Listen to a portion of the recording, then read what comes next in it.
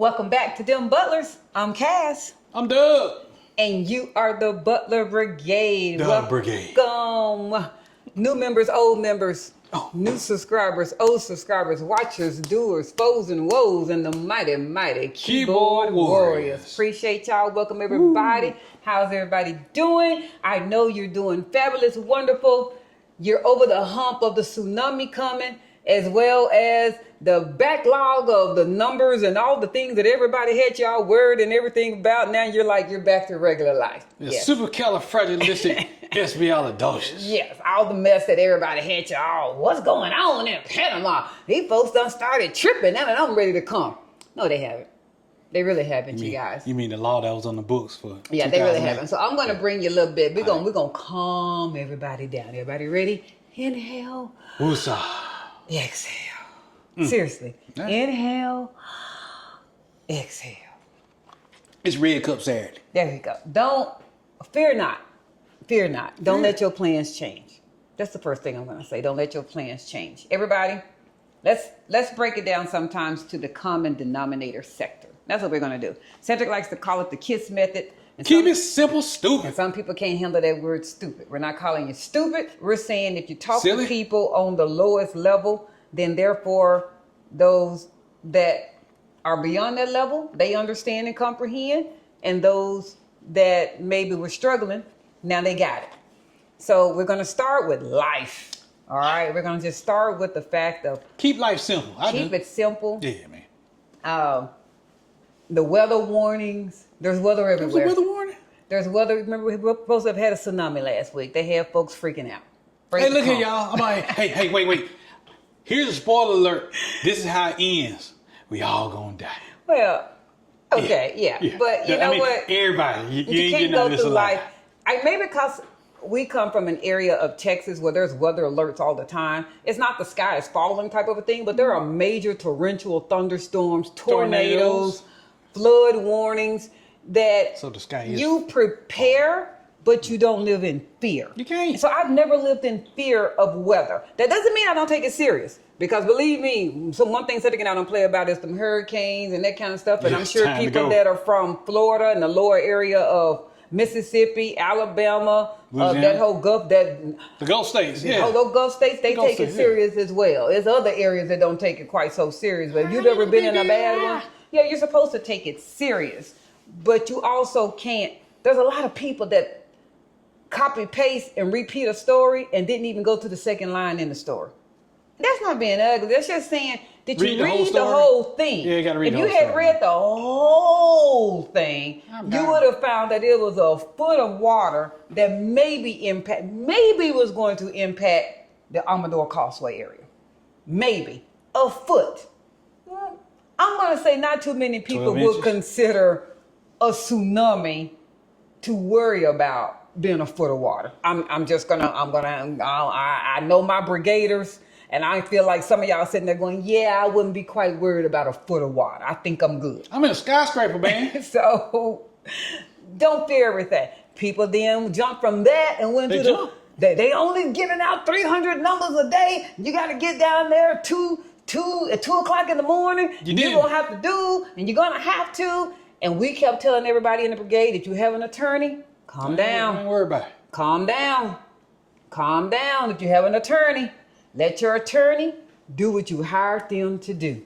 And the moment that you probably got all riled up, changed airlines, changed planes, extended, delayed, canceled, your attorney probably sitting there going, I didn't tell you to do none of that. Hey, wait. You to do none of that. So don't listen to people who ain't in your process directly? And then there's one thing Cedric and I always say, and I'm getting ready to go into it and say it right now before we can go to this last part. We're not attorneys. And we're not your legal team. Please always listen to the people that you hired until it becomes to the point where you don't like what they're telling you. But it's at that point, don't go into a group, WhatsApp, Facebook, Twitter, LinkedIn, Reddit, I don't care what you're in, and then you don't like to ask your attorney what's going on. Ask the person who you hired what's going on. And I'll say one more thing about that. If you're asking somebody in a group an attorney question and you feel like you can't ask your attorney that attorney question, That says a lot. That got to be on you. Because we could hit COP Associates up anytime, day and night, and there wasn't an invoice coming for every question. Hey, I don't know how some of these agreements are between expats and your attorney. Maybe every time you call your attorney, they're invoicing you $120. I don't know. Wait. I don't know. But if you're asking a question that you wouldn't pay the answer for, then the question ain't a valid question. Yeah, you're just wasting time. So, but always rely on your team. That doesn't mean, and I hate always sometimes we say that doesn't mean you're not supposed to ask, has anybody heard of, anybody else know about this? But if you have an attorney. We don't do the sky's falling. No. And so even when I was being hit up in WhatsApp, hey, have you heard? Did you know this was going on? I was waiting until I had received information back from COP Associates because I didn't want to do the sky's falling. I didn't want to do that. I think some people are very quick to go, did you know they're doing this? And you haven't even reached out to someone that it involves. So I'm going to tell you why I didn't want to post about the delay in the numbers. It was because I knew that misinformation was going to go fast. And that also then caused them, we're going to segue into the last part here, the August 2008 address change. That's what I'm going to call it. There's actually a code and a number, but since I'm not very fluent in Spanish, remember that, no way. I don't remember it. But so I'm going to call it the August 2008 change. Right. And we're going to keep this on as much simple that I can do. KISS. If you are not in Panama and you are coming to the country of Panama and you do not know where you're going to stay, how long you're going to stay, what you're going to find, you don't even have looking for a place to stay on your agenda. It's not even one of the things you're planning on doing. You're flying in, you're going to meet with your attorney, you're going to go get the almighty temporary, you hope within 3 to 5 days, you're going to get back on a plane and you're going back to the U.S. Can you, and Cedric answered this, as did I, can you physically apply and receive your temporary and not have a permanent place to stay? If the answer is, can you physically do that, it will always be yes, yes, yes, yes, yes, yes, yes. Yes, you can. Yes, you can physically do it. You can slap your mama too. The answer is yes. The answer is yes. For those of you that are like, oh my God, I have to change my plans. And what about this? And we're going to tackle all those what ifs. What ifs? Because what ifs will make you go crazy. The key to that is, since you left the country, you did leave the country. Now, this is the key on that scenario, because I can do all these scenarios, and that's why there's no blanket answer, because when somebody goes, yes, you do need that. No, you don't need that. They have to do the entire scenario, the scenario I just gave you. You're coming in, you have a round trip airfare that is taking you back to the U.S.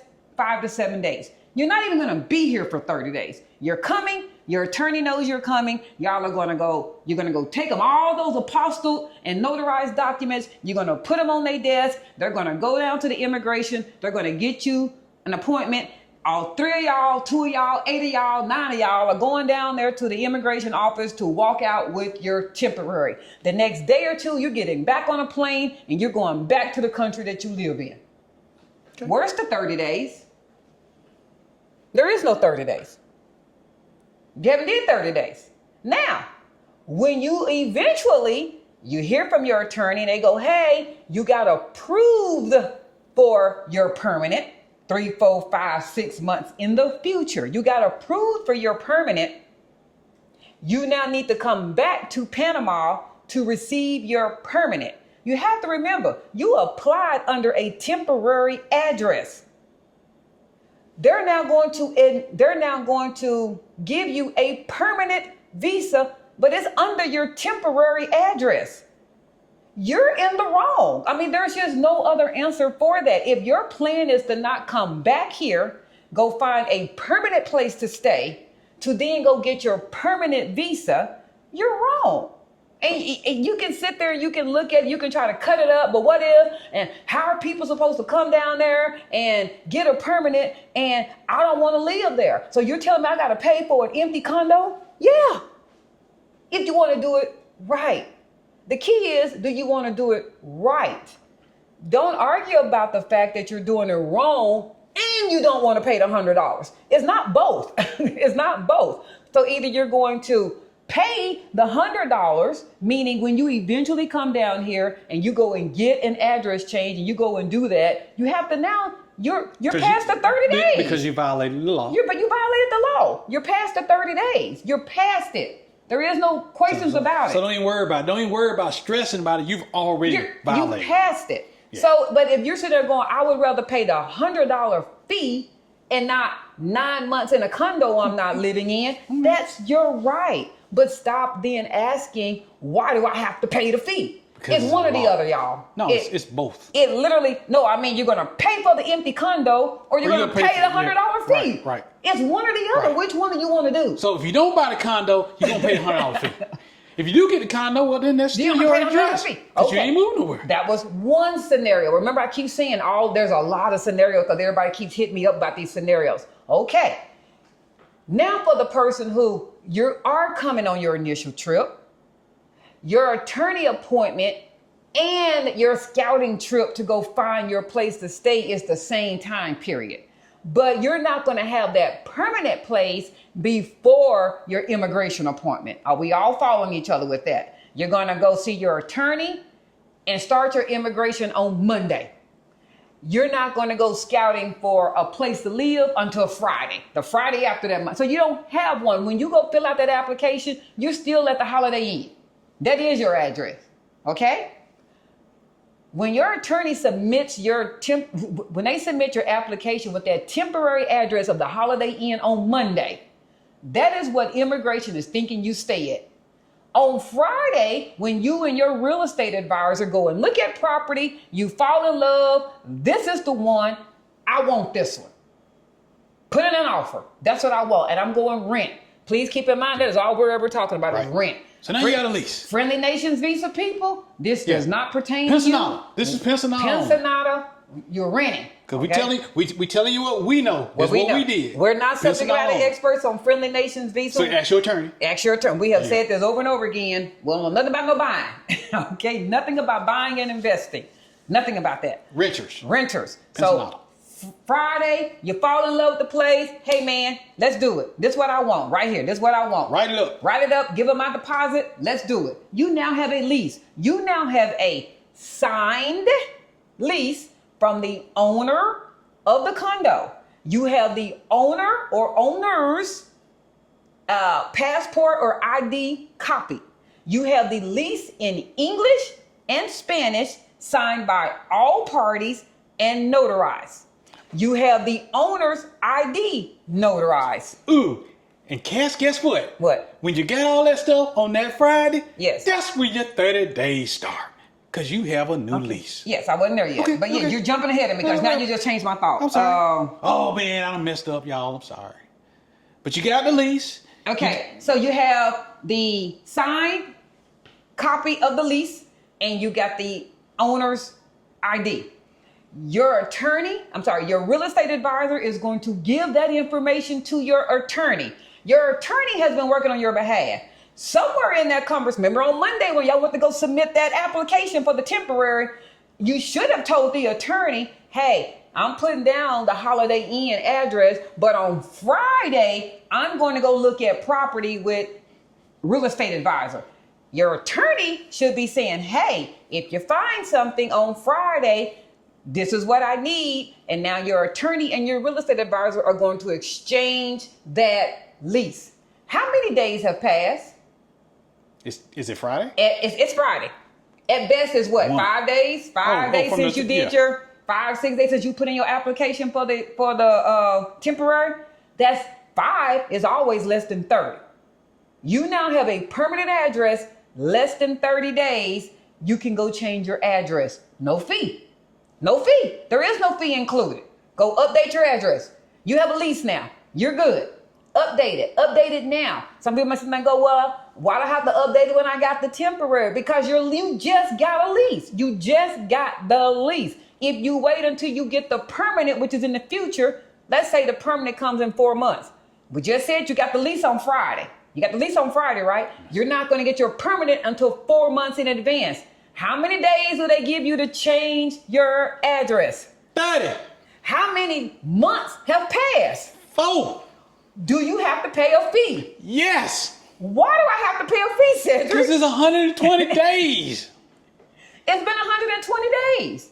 So if you have a lease on Friday and you're going to wait till you get your permanent before you change the address, when you go upstairs or wherever they tell you to go, wherever they tell you to go in immigration, now that you have your permanent, which is just backwards to me, why would you go in the immigration line, take the picture, do everything for the photo, get it, and then you go, hey, I need to change my address now.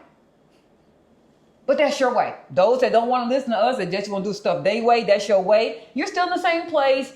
Go upstairs or do whatever they tell you to do. You're going to pay the $100 fine. You're presenting to them a lease that you had 4 months ago that you opted to now not update your address. Third scenario, same thing. You came on a Monday, you saw your attorney, y'all did the thing, but for whatever reason, you're just not, and you met with your real estate advisor on Friday, but this ain't the area. You're not finding stuff. Y'all look on Friday, y'all look on Saturday, y'all go back, y'all look the next week. Y'all go, you're looking, you're just not seeing what you want. You're not seeing what you want. It happens to now be 2 months in the future. It's 2 months in the future now, okay? Okay. You eventually find a place. 2 months in the future. 2 months in the future. 2 months in the future. Just 2 months in the future. 2 months into the future, you haven't got your permanent yet. You only have your temporary. You haven't got it. They haven't gave you the almighty phone call, say, come down here and get your permanent. You only have your temporary. But 2 months into the future on a Wednesday, the skies open up and you found your perfect place. You go get your lease on that Wednesday, 2 months into the future. If you go to immigration office to now update your visa address, you're not in violation. Why are you not in violation? Because you just got the new spot. You just got the new spot. You just got it. You haven't even probably moved in. The ink is still wet on the lease. It's still wet. You got a new lease 2 months into the future. When you go to the immigration office, you don't have your permanent, temporary only. When you go to the immigration office, go, hey, I just got this place. I need to update my address. And they look at it and go, today is August the 2nd. I'm making it up. This is the future. But so that was a couple months ago. August the 2nd, lease started August the 2nd. You don't owe us no fine. Lease started, this is all here. There is no 30 days that's gone by. Everybody got that? Yes. Last scenario. Not really the last, but it's another one. It's August the 2nd. Okay. You got your lease August the 2nd, but for whatever the reason, you're like, I ain't gonna do that mess till they tell me that my permanent ready. I ain't doing none of that. When they tell me my permanent ready, then I'll let them know what my address is, because you just don't feel like it. They don't tell you that your permanent's ready until October. But you have a lease that was dated August the 2nd. Do you have to pay the $100 fee now, Cedric? Yes. Why do you have to pay the $100 fee? Because it's 30 days since your proper lease started. It's 30 days since it started. On August the 2nd, you had a lease, but you decided until I have my permanent, I'm not going to update my address, or I'm not going to update my address with the immigration office. You're going to have to pay the fee. You're going to have to pay it. For those that are there and go, but what about snowbirds? Man, this seems like they're just making it hard on snowbirds. Like there's a group of people that they come down in December and they leave in March. Are you telling me they have to update their address every time? Yes. I want you to realize there are two different forms of snowbirds. There are homeowner and renting snowbirds, and then there are people who have no idea from the snowbird season to the snowbird season where they're going to stay. Okay? Everybody that's a snowbird does not necessarily not have a place to stay. At one point, Cedric and I were going to be snowbirds. And being snowbirds, we will be paying rent in our said condo for 8 months and not live here. And then we come live here for 4 months. We still have an address. There's nothing to update. We did it already. Right. That's one form of a snowbird. You also have snowbirds that own their condo. But then when it's the warm season, when it's the cold season at their home state, then they just don't rent their condo out for Airbnb or just whatever it is. They come back to their home. That's still their address. And then there's the last form of a snowbirder who they're at home and they go online to Airbnb, to booking.com, and then they decide where they're going to want to be. If you're that person, you don't know where you're going to be. It's December. You're on booking.com. You find you a place. You come December the 1st. When you come December the 1st, and that's automatically assuming that you're coming here under a visa, meaning temporary or permanent visa. This does not affect tourist visa. Why does it not affect tourist visa, Cedric? Because you don't need a lease for a tourist visa. They don't know where you stay for a tourist visa. Nobody's looking for you either. So for those of you that want to operate as snowbirds under tourist visa, you don't never have to update anything. What is there to update? Once you get your passport stamped, you're here. That's it. You just got to leave before your 180 days. So I'm going with the fact that you are snowbirders and you have a visa status, a visa, not tourist visa, a temporary or a permanent visa status. When you get here December the 1st and you not know where you're going to stay, if it's booking.com or Airbnb, the confirmation of that booking is not what they need. They need a lease. They need a lease. Most Airbnb hosts will provide you a lease if it's greater than 45 days. Why will they provide you a lease only if your booking is greater than 45 days, Cedric? Because that's the minimum time you can legally have an Airbnb. If you're going to be in an Airbnb less than 45 days, the Airbnb host will probably be not susceptible to writing you a lease that shows 2 weeks. Because legally in Panama, you can only have an Airbnb rented if it is 45 days or more. I want you to hear what I said. They will probably not want to write you a lease for 2 weeks. It legally has to be 45 days or more. So before I get ate up with, my Airbnb host will write me one, probably because of the fact that it says it is greater than 45 days. As an agreement between you and them, they will probably write you one that says 45 days or more. And the agreement between y'all is that you're going to only rent it for 2 weeks. I don't know. But once again, the lease, they're not going to write a lease if it's not greater than 45 days for you, because now they just exposed their hand. They now just made themselves be privy to something that's against the law. And they're not going to expose their hand and write you a lease for 2 weeks when Panama says you can't have an Airbnb less than 45 days. Okay? So the snowbirder who is renting something that is going to take them from December to March, you're still going to need a lease if you need to update your address. The person is then sitting there going, well, I'm just going to have to take that chance. Once again, we keep saying, that's fine. But when you get caught, you're not going to talk your way out of the $100 fine. No, absolutely. That's all. That's all we're saying. That's all we have ever said. That's all everybody that's on YouTube has even continued to say. Anybody else? It's so new on the enforcement part that many people don't have stories to tell you yet. It's really going to be up to the agent and the person that is taking your information at that moment. But you ain't going to untalk the $100 fee. You're not. Remember how we said you can receive a $100 fee. Unfortunately, it doesn't say shall. And until something says shall, that means it's up to the discretion of the person who window you're standing at. It's up to them. Yeah. It's up to them. I wouldn't hold your breath thinking you're going to talk your way out of paying the government money.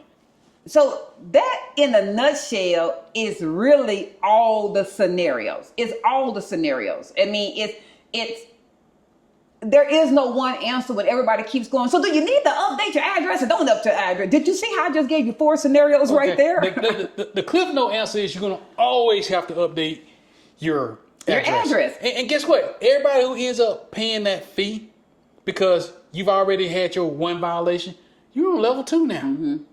Yeah, also just remember on this that Panama doesn't care if you move every Friday. I said it as a joke. They don't care if you move every Friday. Why would they? As long as you come down there and update your address.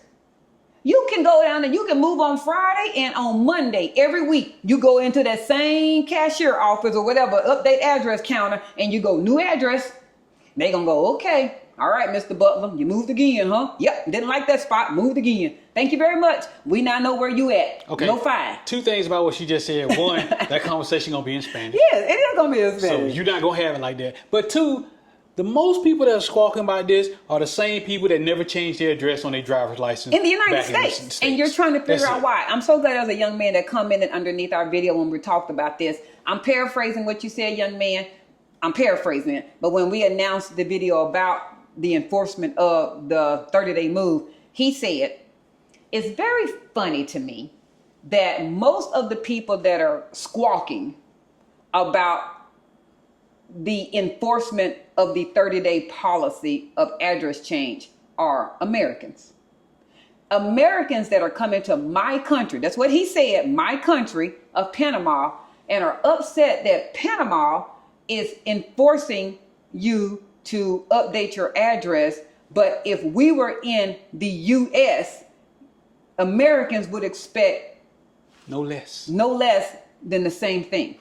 You would expect that they would also have to follow the rules, meaning a visitor, a tourist, a non-resident. We expect them to follow the rules of the U.S., but we feel, once again, the hierarchy that I hate of Americans. When you want to make me mad, talk about what you feel like isn't fair for you in another country.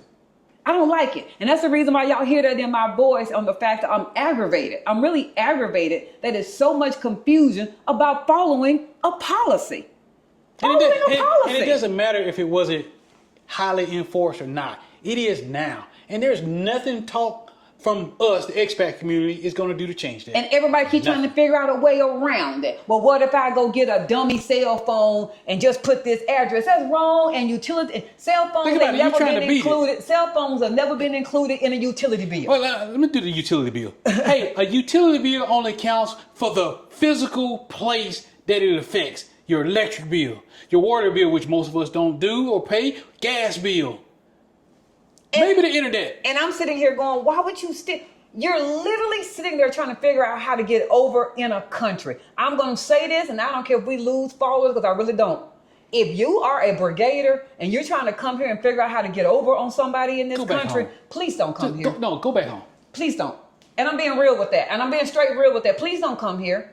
If your mentality is, how can I beat the system, skate the system, get underneath the system, don't follow the rules, don't have to pay, I don't want to have to do, that shouldn't be fair, I don't want to, that's stupid, who can afford that? If I can keep going on and on about this, please don't come here. Because you're representing a group of people that don't want you representing us.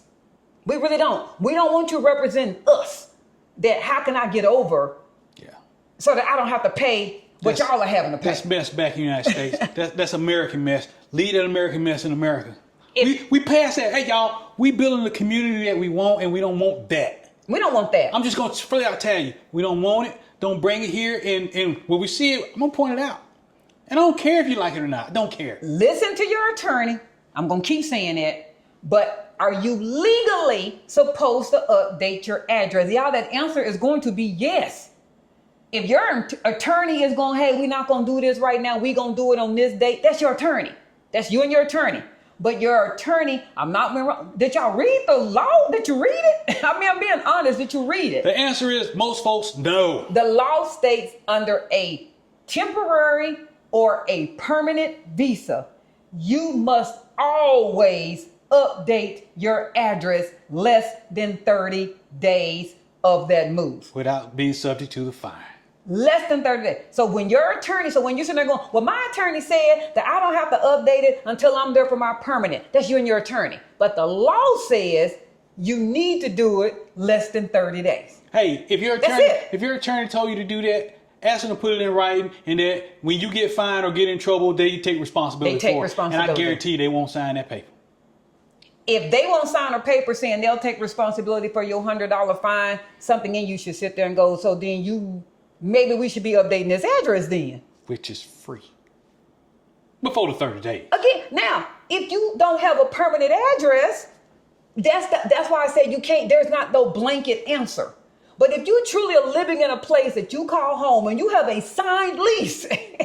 Or you living in a place that you got a signed lease, and it's different from what you put on the paper to get to start this process. Why are you not updating it? I guess that part is just going, I'm not being funny. That's going over my head. You have a signed lease and it's not the location that you filled out for the temporary, but you're advocating that my attorney said I don't have to update my address. Think about that. Does that make sense to you? Why don't you just update the address? The address doesn't match. From where you started to where you at right now, it does not match. And you have not did a change of address. You know you're wrong. It's wrong, y'all. That's it. It's wrong. It's wrong. So that's what we want to. I guess the first video didn't go into detail like how we just did. I didn't think we had to. I didn't think we had to either. Cedric and I, yes. But I'm going to tell you also, we had another comment talking about so-and-so, which they really said abroadability. And it was so funny to us because abroadability is actually our friend. Oh, they basically said, well, abroadability's video was better. And I wanted to sit there and go, did y'all not watch the other 3 videos we've been doing the last 6 months that went into detail about address. Address must match. Well, you need a local phone number. You need a local bank. I'm going to say they probably missed them 3, out of the 400 other videos. They probably did. Yeah, we didn't really feel like in a 15, 20-minute video that we need to go in detail because we had actually discussed that topic so many times before. You need to establish a residency, a home in Panama. For those that are having a hard time opening a bank account because you don't have a lease. What's one of the things that we said that when you get with your attorney that you need? A lease. You wouldn't have an issue opening a bank account. For those of you that then have a hard time ordering groceries, deliveries, and you go, it doesn't allow me to change the drop down from Panama to the U.S. on the phone number. That's correct. Because you need a local Panamanian phone. Because they deliver it locally. They're not going to allow you to do that. So remember when we said you're going to need that local Panamanian phone, and they're supposed to go, well, my attorney said I don't need that. Then I guess you're not embraced into the local system. You're not integrating yourself into a culture that you moved out to be in. Shows stability in a home. Phone number shows you are here and you can be communicated with locally. It also allows the drivers and delivery people to communicate directly with you. They can't call an international number. And they won't. They're not going to. And they sit there and look at it like, baby, you in my country.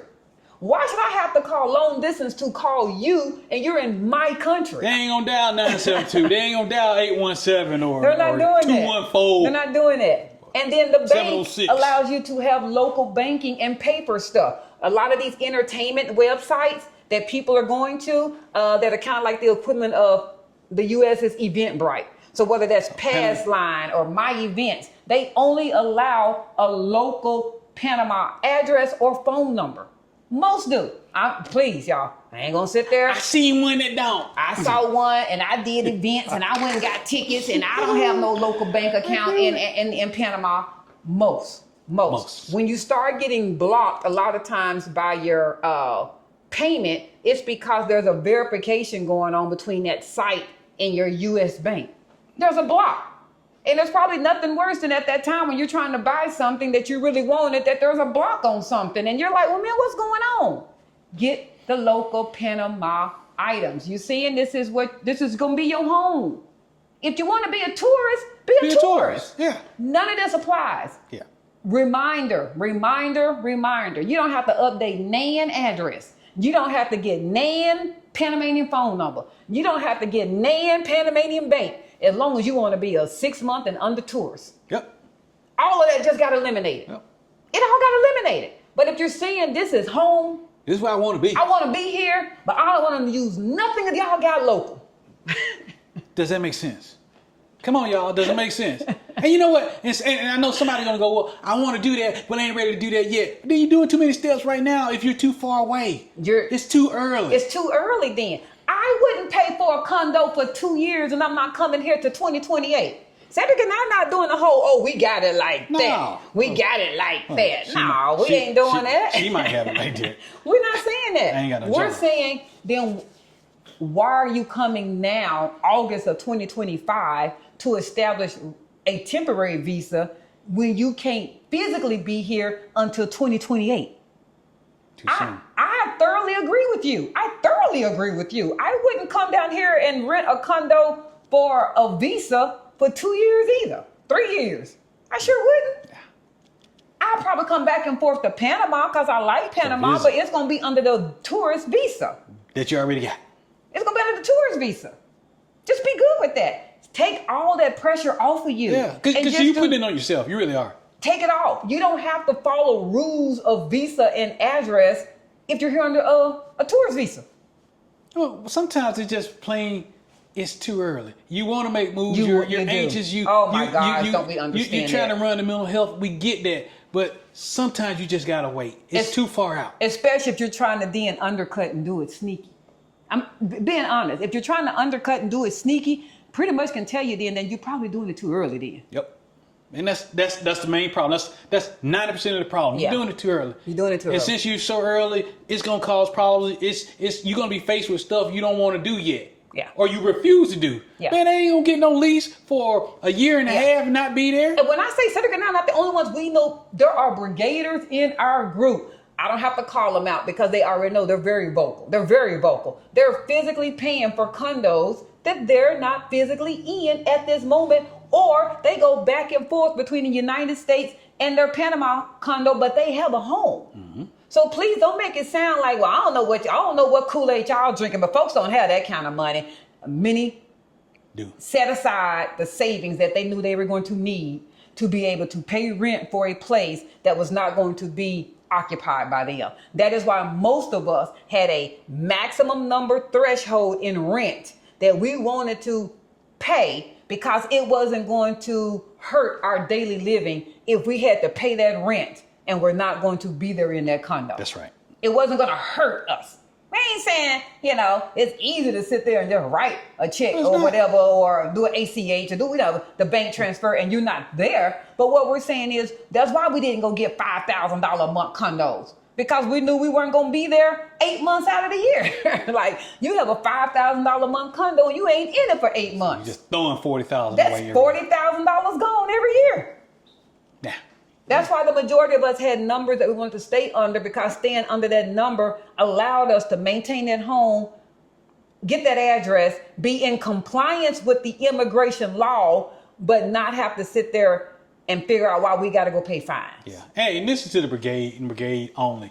Hey, y'all, we want y'all to get down here, be safe, have the best time of your life. But you got to do it right, and you got to do it on time. Yeah. Don't take shortcuts. Nothing in life good happens with shortcuts. Nothing. And please, please, please, Cedric and I do not intervene on the WhatsApp chat often. We really don't. No. We really don't. But if you are promoting illegal activity as to what someone can do to escape the system, we will delete that. Because we don't want that. First off, we don't want it to be that we allowed it. Therefore, allowing it appears to be that we can't expose the brigade to that. We're agree to that. We won't expose the brigade to that. I'm not going to tell people that they can go get fake addresses and just go tell your Airbnb host, yeah, you're going to only be there for 2 weeks, but pay them extra to write you a 45-day lease. Hey, please, y'all, don't post that in our group. Don't post that in our group. Don't get on the wrong side of immigration. Don't get on the wrong side of anything legal here. Don't post it in our group. If you say that privately to somebody else, that's between y'all. Y'all saying that. Don't post that in a group that represents me and Cedric, that we're agreeing that that's what people should do to get past that. Yeah. Because we don't agree with that. Yeah. And some of y'all listening, and we saying the brigade, y'all don't really know. The brigade is the community that we built. Mm-hmm. It's like-minded folks that's trying to get here. That's the brigade. And man, we treat the brigade like our children. They're family. They're family. 99% of the brigaders have no questions whatsoever in what they should be doing to get to Panama. 99% don't. I don't know, really. Cedric and I have no idea. And I'm not being funny. We have no idea where the confusion is coming from in August 2008 enforcement. Because when we heard about it, which was when we did our initial paperwork, October, November 2024 with Marcos and COP Associates, and we weren't even here yet. We physically weren't here yet. I don't know what the conversation is that people have with them and their attorneys on their consultations, but I am concerned as to why some of the basic information is not discussed during those consultations when they were with us. Right. They physically were with us. And that's why that had a huge blueprint as to how we knew we were going to conduct our trip when we came that February. We knew what we were doing. We knew what we had to do. We knew what we had to do. We knew what we weren't gonna waste a whole lot of time. We gotta go get an address with Omar. We gotta get an address, a forever address. That was our mission. Because when we fill out this application, we gotta be able to put an address on there. Yeah. The phone number had to come first, and then the address. Because you can't get anything else done. You can't get it done.